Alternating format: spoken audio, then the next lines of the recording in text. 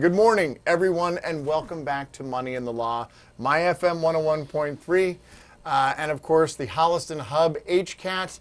I'm your host, John Drohan, and I'm joined by my illustrious co-host and arguably one of the smartest men that I've ever met on this entire planet, the one and only Jay Marsden. Jay, yep. How are you? Well, after an intro like that, I'm doing pretty well. Doing fine. You're doing well. okay. Doing pretty well. How about yourself? I'm not making it up. Nope, that's true. I'm not true. making it up. Stop bragging if you can back it up. That's right. And of course, we're joined with Tom Harmon from the Holliston Hub HCAT. Tom Harmon is the executive producer of Money in the Law, so for those of you who watch us, yes, you can see us on Holliston Hub, the cable access channel. Also on, I'm sure we're on like a lot of YouTube and video clips as well. Oh, global. It's a global thing. Yeah, it's a global vision. We're multimedia. It's a global vision, multimedia. Yep. And of course, just a quick review what Money in the Law is for those of you who are joining us for the first time. Money in the Law is, we talk about anything that has to do with finance, anything that has to do with money, currency, that type of thing, investing. And we also talk about how that may apply or may not apply to the law, and particularly like law when you're like planning law, not so much criminal law, although, you know, I mean, Jay is not a criminal lawyer. Look, which you know is what? Some people have said you guys are so funny it's criminal. I've heard that a lot. That's right. I've heard that a lot. Now, it's not fair. We're not criminal attorneys, nope. but you know, I've heard that quite a bit. I've heard that quite a bit. There's no crime here. However, your show is so great it should be a crime. However, it should be outlaw stuff, all that kind of stuff. We do get that every now and again, but we're not breaking any laws in order to do that. No, maybe not at all. Maybe just maybe hurting some feelings. Flirting with a couple of violations here and there, but that's about it. Maybe raising the hair on a couple people's neck. It's okay. It's okay. It's all good. But we talk about planning law, like how to kind of what you can do to make your plan, particularly like your estate plan, like how you're gonna what you want to see. We often say what you want to see when all the dust settles. And get your stuff organized, and like right before you're about to take that curtain call, right before the curtain comes back again, and you're taking that second bow, right, and and maybe you're going to do another encore, maybe you're not. Maybe they're screaming for one. Yep, always. But it's that's what the estate plan. That's what it gets you to. It gets you to that. It's like thank you, good night, right? Well, you've done your homework. It gives you the ability to just absolutely just kind of freeform the whole thing and just be like, yeah, sure, I did my work, I did my homework, I did them. The paper has been passed in. I'm good to go, and I get that sense. That's right.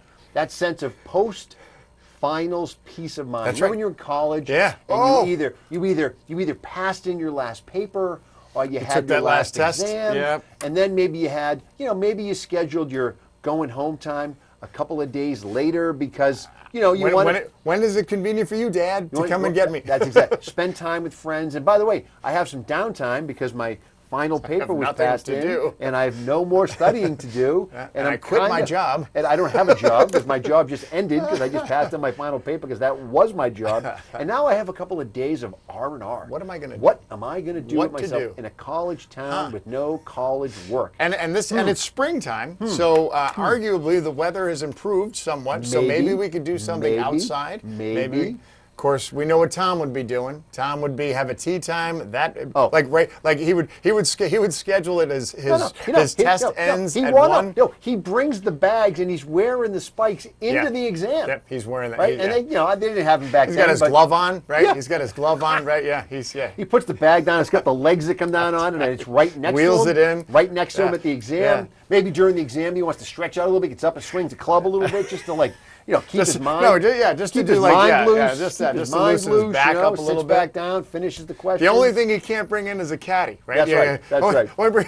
Only thing he can't bring in is a caddy who took that same class the last semester and is looking over his shoulder and said, no, that's G. But could you imagine, you saw a lot of weird stuff in college, right? Could you imagine sitting in a college exam? And I went to UMass, so when you sat in a college exam, you sat in a college exam. There were 700 people in your exam. There were some bodies, right? Yeah. Imagine seeing some dude rolling in golf cleats with a bag over his shoulder, sit down, take the exam, pick up the golf clubs, sign out of the exam, and head right to the golf course. He's fumbling with all his gear. He's like, yeah, I got this. Right, I'm good. Right now. Have a great summer. Got a 1 p.m. at Cherry Hill. I raced through the last question. I want to miss my time. I missed my tea time. I didn't finish. I don't care. I got a C. I got a solid C. Yeah, I got some of them. Right. We had a guy in law school who would do that. He was probably the smartest guy in the class, and he was on his way to being a patent attorney. Oh, that guy. Yeah. Yep. And he already worked at a firm. So he had the job, right? All he needed was the degree. Just needed to get the letters. It was like that. It was the guy doing surgery, and he was like really good at it. I'm like, hey, you might want to go to med school. And a lot of guys in the patent portion of our class, they already had like PhDs, and they all had like crazy, already crazy educated. They'd been to school. Because you kind of had to be in that space, taught at schools and things like that, right? So he just needed to get the law degree kind of out of the way so he could continue to climb. Whatever, fine, I will, So we would swear to God, be like, he would go in and he would take the exam, and he would take just enough of the exam to pass the class and move on. Didn't care about law review, didn't care about being number one in the class. He just wanted to let me just get through this as quickly and as painlessly as possible. So you after the exam, somebody would say to you, hey, but how long did you get out of the exam? You said, well, I got out of the exam. It took me this long. And there was always like a qualifier, like how long after this guy did you leave? How long did Dave take? That's right, because he was always the first one out the door, and it was like no heavy lifting for him. It was like, what is going on over there? I'm saving it for the bar, right? I'll study for that, right? Yep. So so there was none of that. So yeah, it's the time of the year it is, man. And I was thinking about that, right? It's kind of like and I almost wore my real summer shirt, and I was like, well, my hypocrisy has some boundaries, right? Because I was going to be like, don't worry, it wasn't my pink tank top, it wasn't that, right? that's when you're really like, wow, you're ready for summer. You're ready, huh? Ooh, all right. Towel around your neck. Towel, right? Sunscreen. Zinc oxide on my nose. Where are you going? Yep. I'm going right after this. But it's like it's summer's here. Like it's here, and whatever the official day. We've always said the official day of summer is Memorial Day. Oh, that's all in. I'm all in. I agree. That's kind of after Memorial Day. Why wait a month? After Memorial Day. And speaking of which, you know who I didn't get when I saw you, I didn't get a chance to, or I talked to you on the phone. I ran into one H Kim Marsden. Did she mention that? No. Oh, maybe she did. Maybe she did. It was about a little over a week ago. I bumped into her, and I was like, and I hadn't seen her in a long time, right? Sure. Yeah. So I was very happy. I was discussing. I'm like, wow, this is So you're ready for that? She's like, she was telling me, she goes, yeah, I left them down at the Cape. It was on a Sunday. Yeah. I left them down at the Cape because I have to come back and work. I'm like, really?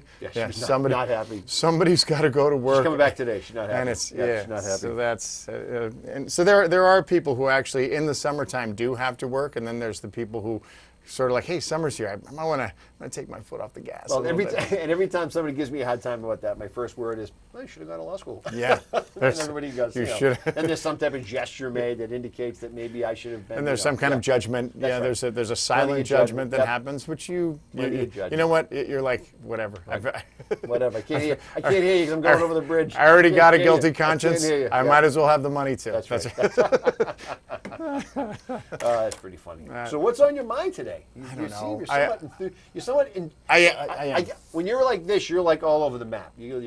Well, like I said, it was a little bit of a free for all today, and it was kind of like that summer piece, that kind of beginning of summer, and I was thinking about what do I want to talk about? What do I care about, right? I mean, what are you passionate about? And I care about things, right? I mean, and in our business, we talk about, like there's the kind of the, I don't want to say altruistic, but there is an altruism about any type of a service, and that's what we do, right? We're service people. Well, service business. So yeah, but you got to make money, right? You got to get paid. But there's like a caring piece, and a true, and I believe that in any type of service business, there's people that you can tell that they truly care, sure. And they tend to be particularly good at it. They pretend, or whatever it is that they do, and you're like, wow, those guys are really good. Why are they so successful? Why does it seem like people are always want to, why do they have a lot of customers or a lot of clients? Yeah, why do people gravitate towards that? And in our business, it's like, if there was somebody who just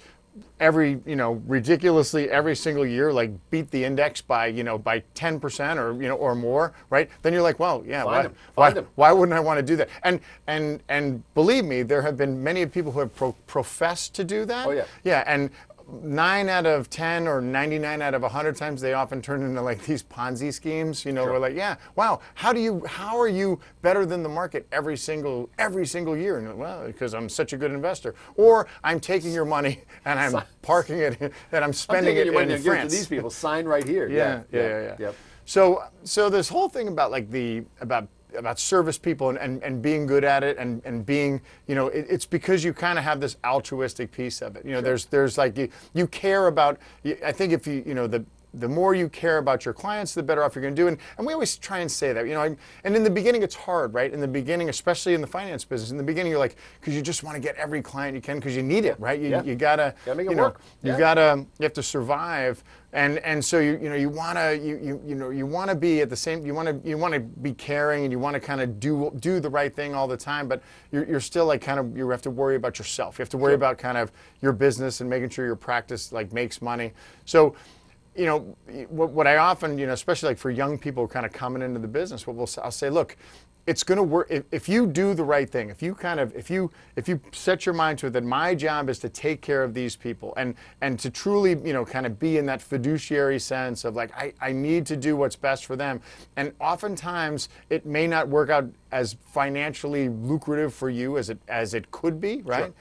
And particularly like in a sales position, you know, these guys who aren't necessarily fiduciaries, they're sales, like an insurance salesperson or someone who sells like a mutual fund person, you know, like somebody who works for like a big wirehouse. So, but I found if like, you know, you kind of tell them, look, if you just care and you really care and kind of go all in on that, you know, the fates and like kind of the karma of the world will kind of come back around and take care of you. And I imagine that from a legal standpoint, you know, and you're a guy who, you know, you worked for a firm and then you're like, you know what, it's time for me to, you know, cut my safety net and go out on my own. You know, it's probably a lot of the same thing, right? Well, it absolutely was the same thing. I mean, I sort of, after wrapping up law school, I was trying to do some pro bono stuff just to kind of keep my hand in the legal field. I wanted to be an attorney, that's why I went to law school. And for a whole host of reasons, that started to become a problem, and I don't understand why, and I never understood why, but then it became a values thing for me. And it was like, look, you know what, if you're going to go be a lawyer, then you're going to go be a lawyer, and you're going to leave, and you're going to do what you just talked about. Right. But I tell my staff all the time, look, you know, our approach, our position as a law firm, whatever you want to call it, is completely driven by how many people we help. That's what we're in the business to do. Right? We're in the business to help people. It might be helping you avoid a problem down the road, right? Mm-hmm. By getting your plan all put together so that if something ever comes up, you're buttoned up. It may be helping you navigate your way through a poorly developed plan for a whole host of reasons. Doesn't necessarily mean that the lawyer that did it was bad. It just might have been drafted for a particular point in time, and now that point has changed, and for a whole circumstances have changed. It just never got fixed, and so we're fixing that. It might be helping people who never put a plan together. It might be helping people through the probate process. I mean, that's all we're in the business to do, is to help people. That's how we gather. That's how we gather all of our value. It's all about helping. And to your point, you know, trying our best to do it the right way. You know, the outcome doesn't always work out the way we want it to go, unfortunately, but you know, trying our best to provide the best possible outcome. In a lot of ways, I think that's easy. You know, I think it's when you try to say to yourself, look, my job is to just help and do good. Then the rest is, as long as you have a halfway decent moral compass, the rest is easy. The rest is easy, and there's no second guessing. You don't have to change the way you behave in any particular way. Yeah, I worked for sales organizations in the past where guys would change the way they behaved based on the compensation plan. Right? So their behavior was specifically driven by what's the comp plan say? Yeah. How do I make the most money under this comp plan? Yeah. Right? And then that goes into, well, I'm going to try and sell this more than I'm going to sell whatever this. it is. It's just an activity-based thing that's driven by what what you get paid to do. And I used to always bristle at that, because I'd say, look, if I just be true to myself and true to the client, I just do the same thing all the time. I don't have to become 10 different people over the course of 4 different contracts. Well, it's a lot easier, right? It's much easier. It's a lot easier to do that, right? Yeah. And I forget the movie, but what it was, I remember the actor was Cuba Gooding Jr. Sure. And he's like, and one of his lines, it was like some crime movie, right? When he goes, always tell the truth. It's easier to remember. Yes, absolutely, absolutely. And this is always this. I always felt the same way about this. I was always like, look, if you're always trying to do the right thing for the client all the time, and you're not doing it based on some other motive, it's easier. It's just easier just to be It's more natural. Guy. Yeah. It's more natural. It's better at the end of the day for the client. It just works out better. And that's what we try to do. We can't see all of the exit ramps. We don't know where all the stuff is going to go. All we can do is say, look, this is what we think is the best thing for you, and that's all we can do. And you think about it, it applies to anything, right? I mean, if you're, let's say you're a musician, right? And let's say you play, easy listening folk music, right? And that's what you do. That's what you're good at. That's what you hear that. Like you can feel like that, the rhythm of it, and your musical mind gets, now I can talk, musical mind, musical. No, we're here. No, you're right. Here we go. Well, let me tell you. Here's where that comes from. I don't know if anybody's following this, but do you know who recently passed away? George Winston. George Winston, right? Okay. Now, there wasn't somebody. I don't think there was anybody in college who didn't have a George Winston CD of course. for any number of reasons, or tape in their album. Dorm room. Old school, right? In fact, I just saw a George Winston album not too long ago. So somebody had that. He just passed away, and he wrote all those piano pieces and those albums, those instrumentals, and that was his thing. Phenomenal musician. Played the guitar, played the piano. I probably played 10 other things I don't even know about. But to your point, that's what he played. Yeah. That's what he heard in his mind. He didn't play Kiss, right? Yeah. He didn't play heavy metal. Right. He didn't play country, grunge rock. right? He didn't play country. He played this. And if he did play those other things, he played them the way he heard them, because that was his wheelhouse. That's what he did.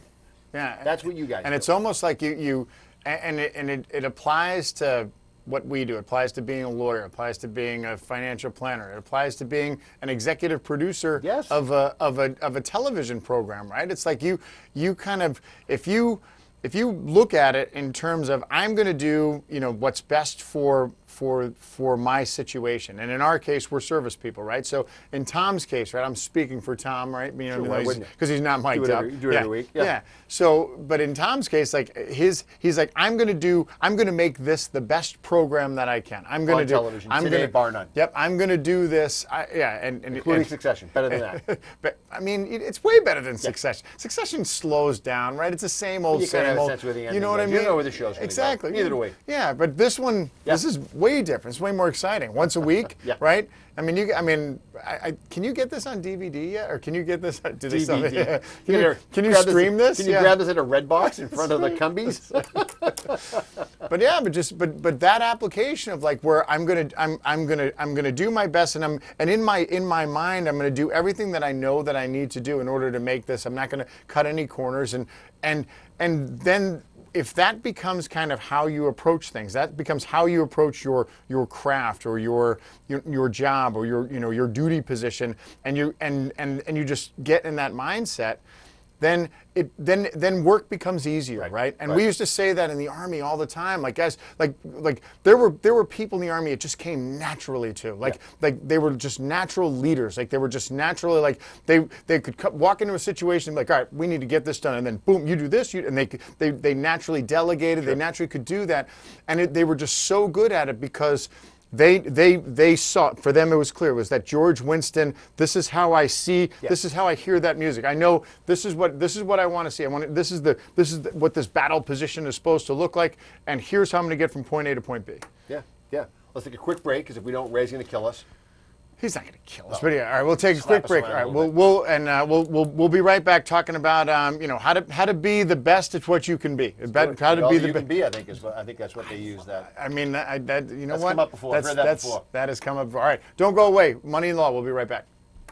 And we're back. My FM 101.3. Jay Marsden with the Marsden Law Group. John Drohan, Mania for Financial.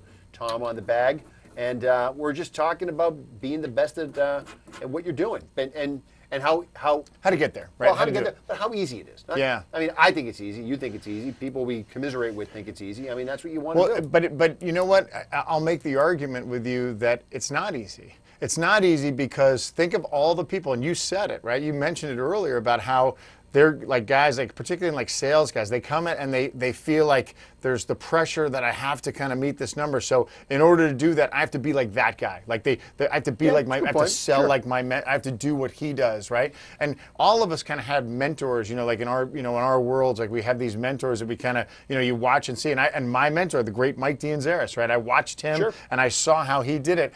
And And in the beginning, that was all I knew, and I kind of did the way he did, and but then, as you start to kind of learn it and figure it out, you're like, I'm not like him. Like no, I'm not. Right. We're not the same person. I can't sit here and and always be in that like Hey, I need you to sign this application so we can get this done. I was where I would say like, yeah, I leave the client and then I let him think about it and then I'll call him back the next day and he's like, how do you do that? How dare you do that? Yeah, like no way. Like you need to stay there until 11 o'clock at night. They kick you out. That's right. Until they don't, either they kick you out or turn the lights off and go to bed. They can't kick you out, right? You just lay down on the couch and be there in the morning, like that type of thing.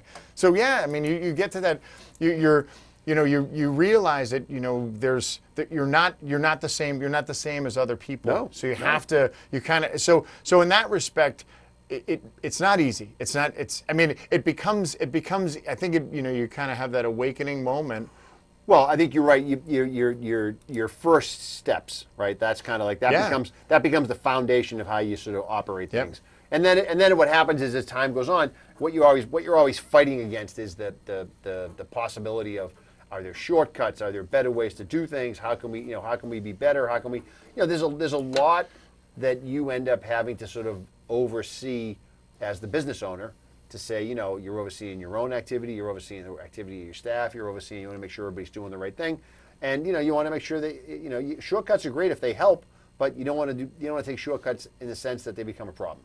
Yeah, well, and it may be something that's driven by that are things that are out of your control. Right? So it's not like you're taking shortcuts for the wrong reason. Right. You're taking shortcuts because the sales process is taking too long and you can't afford it. Like you have to pay your staff, you have to pay your people, and like there's no money coming and not coming in, in a timely manner to be able to kind of cover all your bases. So you find yourself like whether you're taking, you're financing, you're taking like lines of credit in order to kind of pay your payroll, and then you're, the kind of that closing rate becomes too slow, and you're like, oh, now I'm paying, now my business model doesn't work, so I have to change something like that, and oftentimes, you'll get to that point where, like, if I have to change my business model, that may mean the way I do business might be different. Now, does that mean that it has to change your fundamental values? Does that mean that you have to change your fundamental kind of overall approach to, being yourself and trying to be as natural as you can in whatever it is you do?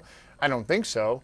But at the same time, you got to work with what you have. Yeah, and that's a great point. I mean, at some point you say to yourself, okay, if that's usually where you find out that's how things get off the rails, right? That's usually, to your point, somebody runs into a cash flow problem, somebody runs into these things, and then that's where you have to start saying to yourself, I haven't prepared for that, and so now my options are starting to become real limited, and so now you're kind of forced with that whole like devil angel decision about what do I do here, and you hear it all the time. It starts off as, well, I'll just do this one time, which leads to this 2 time, which leads to, and this is what you're always worried about. So it's to your point, it's hard to stay on that path. Yeah, and a great example of this is something that you're well familiar with is in politics and being an elected official, right? Oh, sure. Because if I'm an elected official, on the one hand, I want to, I know in my mind what I feel like is the right thing to do. I know in my heart, I know it is the right decision, and I know what when all the smoke clears, this is what I want to see. However, there are people that disagree with me. There are people that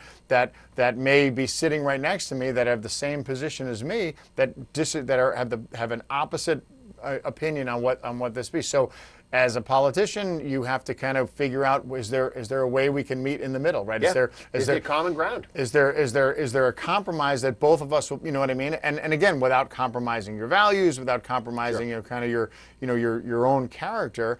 And then there's the other side of that. The other part of being an elected official is you got to get elected, right? So you may be like, hey, I know what I want to do. I know what I think is the right thing. But I got to get hired. But I have to get hired, and I have to get hired by these particular people who may think something different. And the great example, my favorite example of that is for, if you, I don't know if you've read the book yet, the Jimmy Carter biography. No. So it's his election when he was elected to the governor of Georgia. Sure. Right. So Jimmy Carter, who kind of, for a little bit of background, not to get too crazy, but Jimmy Carter, remember, grows up in post World War II, Plains, Georgia. Post World War II Georgia. I mean, and if there is as segregated a place on God's green earth, more than that, I can't think of it, right? So he's a guy who wants to become elected as the governor of this state, right? So these are the voting people of arguably one of the most racist and most like racially segregated states. So in order to become and this was like always one of the things about Carter is they were like, well, he wasn't there in the early 60s, like during the whole like civil rights movement, and there was a reason for it, because were he a big vocal guy in that, then in Georgia they're like, hey, he's a civil rights guy, he's not he's not our guy, he's not somebody. So and it's fascinating. It's a fascinating book. So he kind of keeps his cards close to his vest all the way through up to the election for the governor of Georgia. And as soon as he's elected governor of Georgia, is like in his speech, in his acceptance speech, he starts saying, okay, here's are some of the changes that were going to happen, like with civil rights, and like the groups, like these groups that kind of worked to, gave money and like worked to kind of get him elected, were like, what is going on? Like they were blown away. And he's like, yep, I'm the governor of Georgia. And the cool thing about being the governor of Georgia is there's no second term. So it's like, yeah, I got one shot at this. Watch this. Yep. Yeah, so it's that kind of, you as an elected official, you kind of know, I know what the right thing is, and I know kind of where I feel like my path is going to take me, but at the same time, I have to be able to get there, right? I have to be able to get to that point. You got to get elected to do good things, right? Yeah. That's the challenge. And if you can't get there, then you're on the outside looking in. You can't get done what you want to get done. Yeah, but think about it. You've been in a campaign. How did you do? How do you is your campaign, does it change the way, like, or do you just do it the same way? Like, this is me. This is what I'm approaching my campaign the same way. Like, I am what I am. Like, Well, it's kind of funny. The first time you run, if you've never held elected office, which I never had, you have to talk about what you think you're going to try to accomplish. You're going to try to figure out what you think the issues are, and then you have to take some type of position on sort of what you're trying to do. And if you're running against somebody, then that's a different animal. If you're running for an open seat, that's just usually when everybody comes out of the woodwork, because then you don't really have to talk about anybody. Right. You have to speak negatively to an incumbent. You just get to come out and say, hey, vote for me, and here's why you should vote for me. I love this town, and I want to make these changes, and I think I can be the best person. And then it's a popularity contest, right? Sure. That's what you hope. Once you're in there, now you got a record, right? Now you're running on your record, and right? you run it almost against yourself in many ways, right? Well, in many ways, you're running against the decisions that you've made that people may like, and you're running against the decisions that you've made that people may not like. And so at some point, you're going to get called out. And now you have a track record, and people can go back and they can look at all your votes, and they can look at your comments during different meetings, and they can look and see how you carry and comport yourself, and then they're going to decide, do we or don't we like this person? And then there's going to be those people who are like, obviously, that were obsessed with you, because I know there was a handful of people that it's almost like they wrote down every word you said for the 9 years. There was that guy. I don't think there was any of those. Yeah, John Drohan, Cassandra Lane. Yeah, Jay. You said 7 years ago that you didn't think that a light should be more than 30 seconds, and now they're more than 30 seconds down. Can you explain that? Explain yourself. Yeah. Explain yourself. And that's what happens. I mean, and when you come back around, it's a constant effort to validate the things that you've done. And then at some point, people just get tired of you. It just happens. Somebody else shows up and says, breath of fresh air. I think we need new ideas. We need change. We need this. We need that. And when you're running, like even running for a small local, it's a the job is a full-time job, and then running to keep the full-time job is a full-time job on top of the full-time job, which is usually being done on top of your regular full-time job. Which you have a full-time job. So it's a commitment, right? So none of those jobs are really getting your full-time. Yeah. Well, you end up. What happens is you end up sacrificing a lot of other time, right? Sure. So, I haven't been an elected official for 5 years now, and still to this day, when I look at my calendar and I see that there's nothing on my calendar after 7 p.m., I sort of say to myself, oh, I get to go home tonight. Yeah. Not good, not bad. I just say, I don't have anything going on. Yeah. Because, you have meeting after meeting after meeting after meeting. And because I worked for myself, I had a lot of day meetings that I went to that other people couldn't go to because they had day jobs that would take them away from that. So I was on some boards and committees that met at 10 o'clock in the morning, that met at noontime. So convenient for them. So, and by the way, and when I would go to those meetings, all those people usually were on staff somewhere else. So that was their job. That was their job to be there. Yeah. So I would go and I would say, well, I can carve some time out of my schedule, and I would move things around. And for me, it was fine. So, but I loved every second of it. It's a great gig. It's a great way to give back to your community. But as far as like the ability to kind of, again, like kind of what we were talking about originally, is like to be able to kind of sustain that attitude, that approach to it, like the ability to say, okay, I'm going to do, in my heart, this is the right way to do this. Well, and I used to say that to people all the time. I said, look, I'm going to decide, whatever I have to decide, I'm going to decide. Yeah. Right? And I'm going to make those decisions based on the facts that we have in hand at that time. And then obviously if facts change, if information comes to light later that would have possibly make me a different decision, which I'd done from time to time. I wasn't so locked into my own head that I wasn't unwilling to change my mind.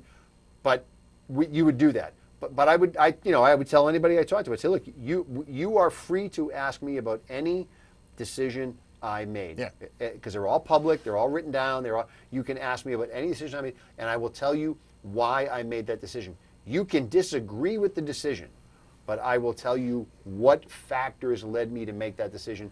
And it was, in my mind, I think it was always the analysis was always somewhat true to form. I was never trying to manipulate an outcome. And that was the one thing that used to infuriate me, is that every once in a while through that process, somebody wouldn't give me all the information. They were trying to manipulate an outcome. And that, very few things infuriated me like that. So somebody trying to manage my options. Lay out all the options and let me decide. We can disagree, that's fine. You can advocate for your position, that's fine. And if you advocate effectively and your position is the one that wins the day, that's great. But if not, then isn't that? And you, of course, coming from your legal training, aren't you supposed to disclose all the evidence kind of when you go to the trial? Yeah, it's kind of one of those things, right? Well, if you don't, I believe they call it prosecutorial misconduct. They call it a discovery violation. It should send you to jail. It should end your professional career. Yeah. But so those things happen. Everybody comes from a place, right? Yeah. Everybody comes from a place, and they all have a certain thing they want to see happen. And look, I was open to a whole bunch of stuff, but every once in a while, for a whole host of reasons, we have to say no to certain things. But like I said, it was anybody trying to manage my opinions or manage my options, it would infuriate me. And when we talk to clients, just like you guys do, we have to sit down with a client and we have to say, look, I can just lay out the options for you, right? I'm just the lawyer. I'm just the fiduciary. I'm just the advisor. I'm just laying out for you kind of where this goes, and then you need to decide what's the best thing for you. And I'll lay out the pros, and I'll lay out the cons. Right? We have 100 conversations a week. Should I put my house in an irrevocable trust? Yes or no? Well, here's the pro. Yeah. You can't get it back. You're not in charge anymore. Blah blah blah. I'm sorry, that's a con. Here's a con. You can't get a hold of it anymore. Maybe I was doing it wrong all those years. Maybe I would have done more. Wait a minute. Maybe I would have done more of this. Hold on. I gotta send something. Let me write this down. Write that down. I gotta step out for a second. Tom, send me this tape. The con, I can't get it back anymore. I'm not in charge of it anymore. It's out of my hands. Blah blah blah. The pro, well, I'm going to potentially get in front of the Medicaid issue. And I say to clients, I don't know what's going to happen. There's a whole bunch of unknowns out there. I can just tell you what, generally speaking, how you might want to. Well, what do you? This. I mean, think about it. Like the way you approach it, right? And again, this, how it all kind of ties into. So, when you're making a decision as an elected official, let's say as a selectman in Holliston, right? Sure. So you're making a decision based on all of the information that is presented to you. The decision is, okay, this is what I recommend to do. This is my recommendation. By making a decision, I'm recommending that we do this. Well, as a actually, town. I take it one step back. People would come to us as the deciders, as the people making the decision, and they would say, this is what I'm recommending the town do, and I need you guys as the board of selectmen to say yes, we will, and sign off on this and start cutting some checks. So we would be in the position of having to ask all of the questions that we could potentially come up with to say, are we going to do this? Is there a better way to do it? Is this the right way to do it? Is this the right thing to do? Or is this the right thing not to do? What's this going to look like? So we put ourselves in that position where we go to clients and say, look, here are all your options. Again, we'll stick with the real estate analogy. Put your kids on your deed. Here's the pros and here's the cons. Put the house in an irrevocable trust. Here's the pros and here's the cons. What do you, generally speaking, what do you think is the best path forward for you, knowing that there's going to be some wild card outlier issue that I could never in a million years foresee, and we'll have to deal with it, but based on sort of things going in the normal course of events, this is probably how this plays out. Maybe? I don't know. Yeah, and you're as good as the information that you have, right? Yep. And that's the whole thing. It's like you're given this information, and that's why, you know, kind of going back to the original part of it, that's why, like, the people who are all in on this, the people who really who truly kind of do their best and like and care, like they genuinely care, because it's one thing like, all right, so Tom, what do you want to do? Are you thinking about are you you know, if I ask the question, so are you worried about that you might have to go into a nursing home someday, and you're worried about Medicaid and losing your house, and you'll be like, well, yeah, that would suck, and you say, okay, well, then we should consider putting your house in an irrevocable trust.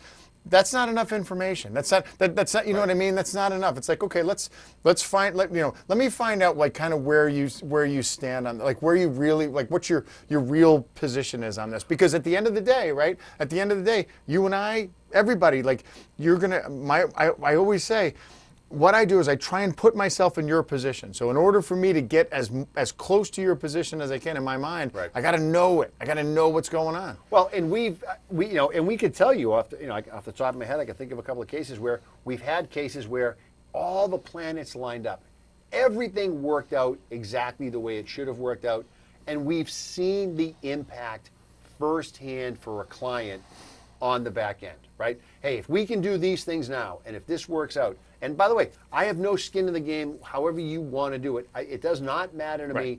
I'm just we started this whole segment talking about trying to help somebody out. I'm just trying to help you get your affairs lined up so that the outcome that you want, we give it the highest probability that it's going to happen. Can I give you 100%? Nope. No. Can I give you 90%? I don't even know if I can do that. I don't know the answer to that. You guys do the same thing. Look, we can try to do the best we can for you. We can tell you all the things that you need to do to line up your retirement planning. We'll point everything in the right direction. Is it going to be perfect? I don't know. You can't plan for every contingency, right? You're not, because something may, like you said, something may come down the road that you don't see coming. Something's going to happen. It's going to be a health event. It's going to be a family event. It's going to be a legal event. I don't know. You're going to scratch a $10 million scratch ticket. You don't know. It happens. It happens. Sure does. It absolutely happens. All the time. Not all the time. Happened to a friend of mine. 10 million. 1 million. Yeah. 10. Yeah. But still a lot. But still, still found money. It changes things. Oh, right? It's a game changer. It may adjust your plan, right? Well, it'll either adjust your plan, or it solidifies your plan, or it makes you have to now think about a different plan. But anything. But when you're making the plan, that's not part of it, right? That contingency isn't part of it. That was not. Yeah. No, that was not part of the conversation. Yeah. We didn't say get your planning lined up. Do some irrevocable trust planning, buy a piece of property, and then when you hit that $1 million lottery ticket, then we got to figure out, I don't know when that's going to be. You tell me when you get to the store, and then we'll figure that in there. That's not on the list. Yeah, the giant, like the tsunami that came and like swamped your vacation home that you have in town. Nope, we didn't see that coming. Yeah. Hey, you know what? Next year we're going to plan for, let's see, paying off some college tuitions, paying down your mortgage, global pandemic. No. Yeah. No. Not on the list. Not on the list. That's weird. Speaking of surprises, we got to take a break. Surprise. That is a crazy surprise. All right, listen, Tom, you okay? You good? Pace yourself, because Tom, we don't really acknowledge Tom's because Tom doesn't have to talk, but he's got to listen, right? He's got to listen. But he's a presence. He is. Yeah, he is a presence. He is a presence. He doesn't need to speak. He's one of those guys. He's got some gravitas. Yeah. So he doesn't really need to. You just know he's there. Right. But then when he does speak, forget about it. Like it's you know what? It's like the judge, right? It's like, I think I'm going to, and he says something, and everybody write it down. When you're young, you're watching TV. Hutton. You're watching TV with maybe a date, and you're watching a movie, and the lights are down really low, and you think you're, and then all of a sudden you feel this presence enter the room. It's usually one of your parents. Yeah, it's your dad. Probably your dad or her dad. Yeah. Right. And all of a sudden, even better. And there's no Darth Vader music. You just know he's in the room. Oh yeah. Maybe you hear the breathing a little bit. Maybe you hear that. He doesn't have to say anything. But you just know he's there. He's chewing some popcorn, right? He's slurping like he's drinking something. Tom's got that presence. Or you hear the shotgun like like there's that. Yeah, that's a recognizable noise. Chamber being loaded. Yeah, I'm just sure. cleaning this right now. I'm cleaning this. Yeah. All right. We'll don't go anywhere. We'll be right back. And we're back. My FM 101.3. Jay Marsden with the Marsden Law Group. John Drohan, Main Effort Financial. Tom in the room, on the bag, keeping us honest. So we're talking today about all kinds of crazy, wacky things. Maybe there's a thread that connects all these things. Maybe not. You'll have to let us know on the website, moneyinthelaw.net. Send us in your thoughts on a topic you want to hear, or B, what you think of this topic. And if it's positive, it was my idea. If it's negative, it was John's idea. Well, we got to play good cop, bad team cop. Effort. Yeah, team effort. That's right. Always. Talking today about kind of planning kind of with your best intention moving forward, and working with folks who are lined up with you and think the same exact way. It comes across in your practice all the time. You tell your clients, look, this is what we hope for. This is what we're planning for, but we cannot guarantee we get there because there's just no guarantees. Same thing happens to us. We can tell you all the things that we think you're going to have to get done, and then we're going to get a phone call and someone's going to say, you're never going to get, and it doesn't happen a lot. There's standout moments in my practice. I mean, I've been in private practice 14 years. There's standout moments where all of a sudden you say to yourself, I did not see that coming. And so it happens. I mean, it does happen. It doesn't happen a lot, but it does happen. Yep, it does happen. And, and if you're doing all the right things, if you're kind of, your plan it's built, because remember, as part of the plan, like whether it be your estate plan, whether it be your financial plan, whatever it is, your retirement plan, there's always that you build in like that level of flexibility for that unknown contingency, right? Yeah. There's like, okay, if something happens that we don't see coming, like a meteor hits the earth, or like the tsunami or something, it's going to suck. But we're going to be able to, we'll be able to adjust to it. But you're prepared. You've done some preparedness ahead of time, right? Yep. Were you able to predict everything? Absolutely not. Yeah. Did you have the pieces in place that make dealing with that circumstance or dealing with that situation better? Yeah. Yes. Sure. Good example is so remember a couple years back, all of the crazy fires that happened out in California, where people are like, oh my, like towns burns to the ground, right? No one plans for that. Nope. No one says, okay, I'm going to build our house here. We're going to move our family. We're going to enroll in these schools. I'm going to get my job. I'm going to open my practice here. Whatever I do, my plan is not that someday a fire is going to roll in and scorch this place. That's right. And burn this down. You don't plan for that. However, what if you say, well, if something unthinkable happens and I have insurance, I have the capability to, I have money saved, just anything like that. Like I have, I'm not like fully leveraged or, across the board, because where if something crazy happens and all of a sudden my whole life has to upend and change. Yeah. Well, you prepare for everything. You get up in the morning, you leave the house. What do you prepare? You take your wallet with you. You bring your keys with you. You bring your phone with you. Right? You get all that. I'm ready to go. Why? Right? Tom's got a couple tees. He's got a couple extra tees. Golf glove in the back pocket. Right? All that stuff. In case I get to the range. Yeah. You're ready for all that stuff. You just don't know what's going to happen, so you're ready for all that stuff. Everywhere you go, you have some level of preparedness. Do you take a Sharpie with you in case someone hits you up for an autograph? No, they usually bring them. Yeah. They usually have them. That's part of one of our demands. Yeah, I usually have a Sharpie, just in case, right? No, that's fine. I'm fine with it. But I mean, those are the. You sign the hood of my car. You bet I can. Money in the Law. White car, sure, absolutely. Yeah. Is this your card? No, mine's over here. Oh, my bad. Okay, my bad. But Money in the Law. And I signed Jay Marsden. Yeah. John Drohan. You know your card, John's right. But you're always thinking about this, and this is what we've talked about before. This is what having professionals in your life does for you. It gives you a team of people to help you out with anything that might come up. We're constantly talking to other people's advisors, right? Somebody will say to us all the time, could you talk to my CPA? Absolutely not a problem. Can you talk to my financial person? No, we should be your financial person. Yeah. But if that's not the case, I'll talk to him. I'll talk to him. It's like, could you talk to the date that brought me to the prom? Yep. Yeah, Can I get a couple of transfer forms? Absolutely. Yeah. But we'll do that. Why? Because that's what helps. How you doing? It's Jay Marsden. Clients. That's what helps our clients. I need to help you. How do we help you out? What do you want? What do you need us to do to be your best advocate? That's what we're trying to do. And so if that's what it takes, then let's have these conversations. Could you talk to the lawyer that did my estate plan? Don't laugh. Don't laugh. We get those phone calls. Yeah. We get phone calls. Can you call him and just ask him what he meant by this? People will say, I'd like a second opinion. We get those. I'd like a second opinion. I said, well, and again, we want to be professional. We're not stepping on anybody's toes. Everybody does things differently. But somebody will say, I'm not sure the person that I'm dealing with is explaining it to me as clearly as you have. Can you help me make sense of this? That's a money in law moment right there. We've done that. Yeah. It's not an earth-shattering concept. Because why? Because you mentioned it earlier.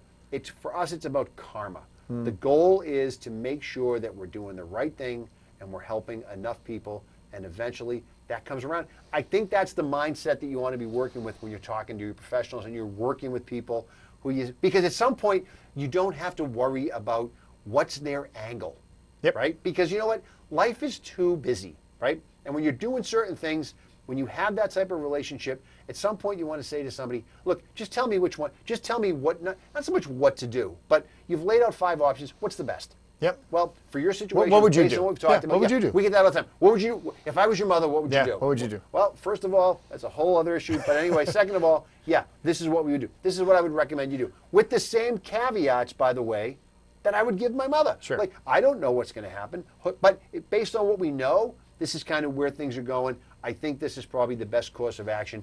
And if something changes because we couldn't predict it, we'll deal with it. Yeah. But I don't know what we'll be dealing with. I can't solve what I don't know yet.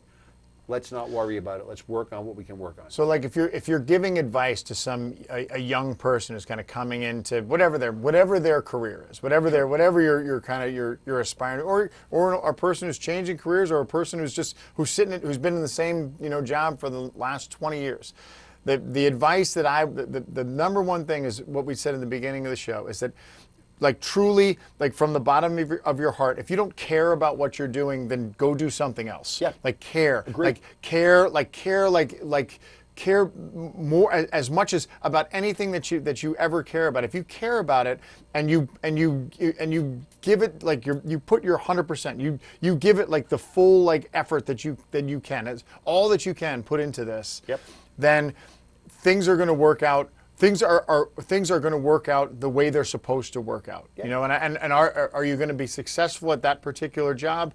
I don't know, but I know that your mindset and so I know that if that particular thing doesn't work out for you, then because you kind of had that attitude, whatever happens next, you're gonna apply that same thing. And it's almost like you're training yourself to think in those terms. And the reason I say that is, so we had a potential new client that called the other day, and he asked me, he goes, so are you a fiduciary, right? So it's a big buzzword. Yeah. So he asked that question, and I was almost like, and I hadn't been asked that question in a long time, right? And it's almost like, well, of course I'm at, and like you're almost surprised by the question because you say to yourself, well, let's do it this way. I am. Yeah. Right? You are. But even if I wasn't, you've operated your entire personal and professional career like a fiduciary. Yeah. Like, you didn't need to be told, let's do what's right for the client.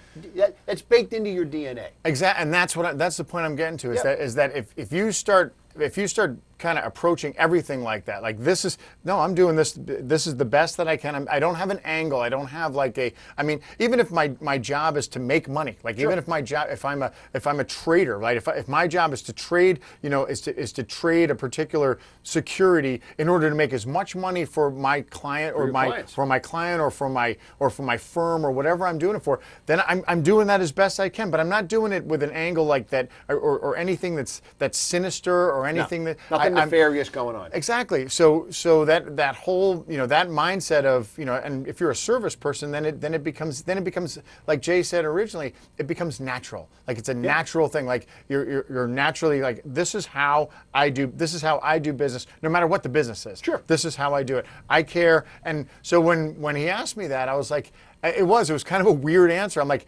yeah. I mean, of course I am. Of course I'm a fiduciary, because I don't know any other way. Right. I don't know any other way. And I'm sure that there are people. Like, was Bernie Madoff a fiduciary? Of course he wasn't. Right. He was a criminal. Yeah. I mean, so if you're out to do bad things, you're going to do bad things. Right. Yeah. That's a different animal. That's a whole different animal. Right.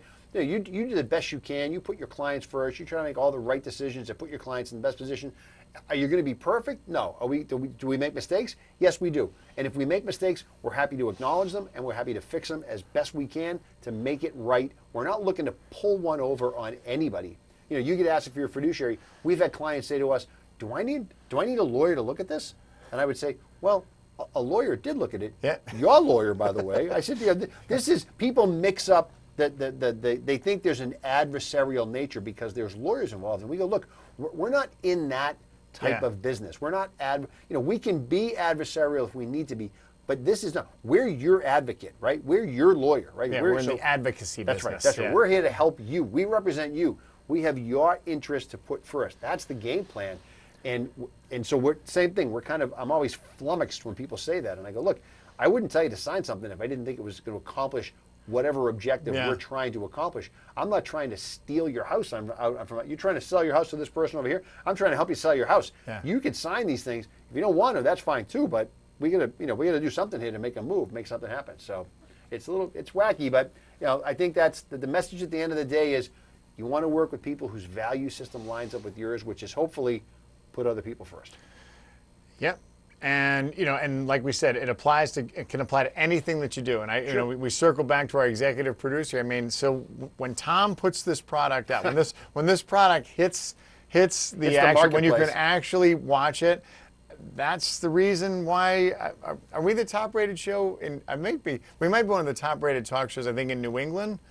Or it might be probably or East Coast. I'm sure it's definitely from a cable. Definitely Northeast, East Coast. Yeah. I define it. I don't know if you include the capital region in there. It gets a little dicey when you get down with DC, below DC in that area. It's a different marketplace. I'm not sure. We can find out. We can find that's that. A research thing. But we'll put somebody on that. We're a show. We're out there, and you can watch consumption. it. And Tom, we're like the rough draft. Tom is that's the finished product. We're the manuscript. Tom's the hardcover book that he's signing, at the book signing. Tom's the finishing school. He gets us all cleaned up, ready to go. Right, he's a finisher. Yep. All right. So before we jump, real quick, 2 shout-outs. Speaking of selfless individuals, 2 people I want to recognize today because it's their birthday, because we're recording this on June 14th. Happy Flag Day, by the way. That's right. Tom, happy Flag Day. So today is my wonderful, wonderful, wonderful Ashley Higgins. Ash Higgins. Me, Ryan, I think is what they call that. Yeah. Ashley. Oh, no, I'm sorry, Mulvaney. It's Ryan Mulvaney. Yeah. Ashley Higgins' birthday today. Happy birthday to my wonderful niece, Ashley.